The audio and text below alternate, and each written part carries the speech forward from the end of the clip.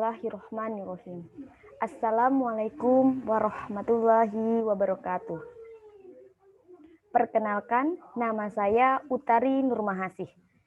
Baiklah, di sini saya akan menjelaskan tentang konsep dasar kepemimpinan. Untuk yang pertama, kita harus memahami dulu apa itu kepemimpinan. Kepemimpinan atau leadership merupakan suatu proses ilmu atau seni mempengaruhi orang lain. Kenapa ini disebut sebuah seni? Karena tidak semua orang mampu memengaruhi orang lain. Dan seorang kepemimpinan, dalam suatu kepemimpinan, orang itu harus mampu mempengaruhi orang lain atau satu kelompok yang memiliki tujuan yang sama. Jadi dalam suatu kepemimpinan, suatu lembaga, seluruh anggota itu harus memiliki tujuan yang sama. Kemudian kita pahami tentang kepemimpinan kependidikan. Menurut Orasel, kepemimpinan kependidikan merupakan tingkah laku pimpinan pendidikan dalam menggerakkan orang-orang di lembaga pendidikan dalam melakukan peran aktif dalam kegiatan yang memperbaiki sumber daya manusia. Jadi, kepemimpinan dalam kependidikan yaitu konsep pendidikan di sekolah sebagai satuan kepemimpinan kecil. Kita sudah memahami apa itu kepemimpinan atau leadership. Selanjutnya kita pahami tentang pemimpin. Pemimpin itu adalah orangnya. Jika tadi kepemimpinan adalah proses, dan maka pemimpin ini adalah orangnya. Pemimpin adalah seorang yang mempunyai keahlian atau seseorang yang mempunyai kemampuan mempengaruhi pendirian atau pendapat orang lain. Kepemimpinan itu adalah pengaruh antar pribadi dalam situasi tertentu dan langsung melalui proses komunikasi untuk mencapai suatu tujuan bersama.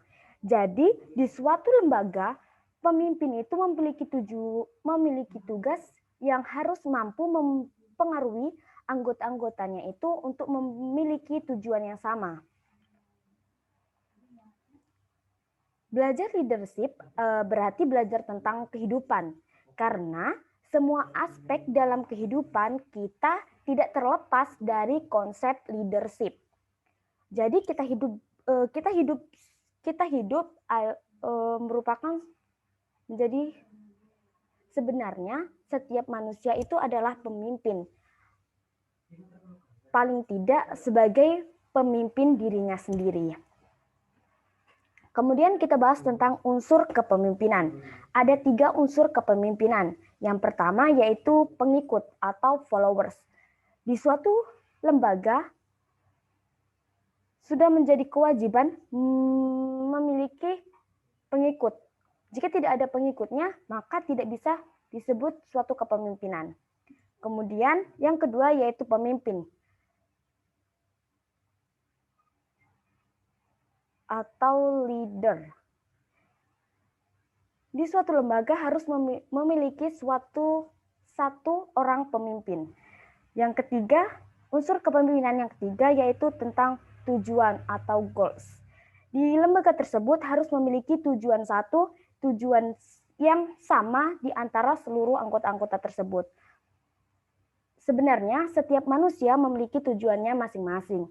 Namun di dalam suatu lembaga, tujuan pribadi itu harus menjadi nomor 2 dari tujuan bersama.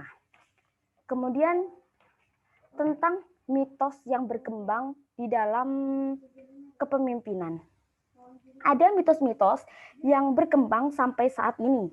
Yang pertama yaitu pemimpin itu dilahirkan. Mitos ini sangat merusak regenerasi pemimpin. Karena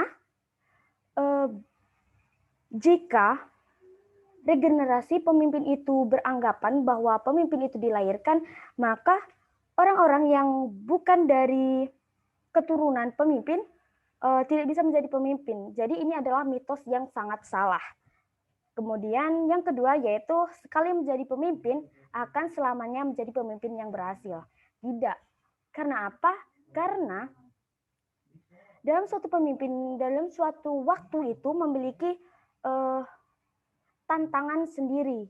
Jadi belum tentu di sekarang dia menjadi pemimpin yang berhasil, besok dia menjadi pemimpin berhasil juga.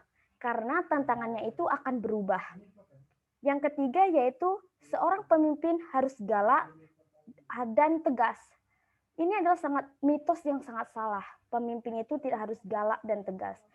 Sebagai contoh, tauladan kita yaitu Rasulullah yang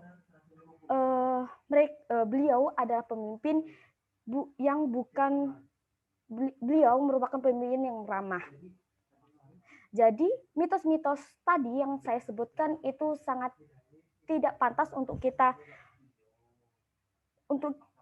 terima bulat-bulat.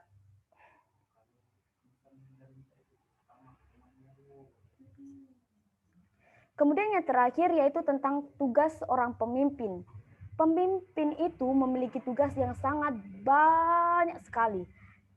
Namun ada beberapa yang akan saya sampaikan, yaitu yang pertama, pemimpin bekerja dengan orang lain. Jadi seorang pemimpin harus mampu bekerja dengan orang lain. Yang kedua, pemimpin harus bertanggung jawab. Sudah tentu menjadi kewajiban seorang pemimpin harus memiliki tanggung jawab yang besar.